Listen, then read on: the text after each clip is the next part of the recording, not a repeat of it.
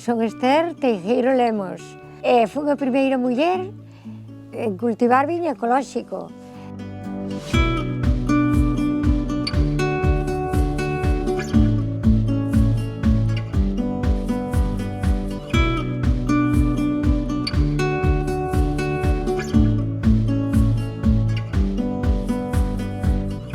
Eu veño de vivir do viño, porque os meus abuelos viviron do viño.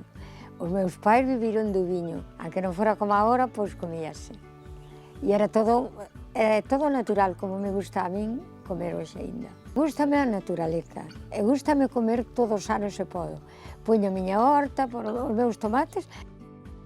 Un día, aquí o que nos vendía os produtos para as viñas, de todo, herbicida, de todo, veo e dixo, Esther, vas moi mal porque vas morrer de fame. Eu só tuve ese recurso de dicirlle, bueno, pois mira, un ano pasa, porque foi o primeiro ano, un pouco menos colleuse, dixen, pero de fame ainda non morremos. Seguín outro ano, e dixen, pois de fame non se morre. O meu pensamento só era non envenenar os meus fillos con cousas malas, nin envenenar a xente que eu lle iba a dar o viño. Gustaríame que a xente nova mirara máis por a terra. Xa estaban moi cansos de tanta química.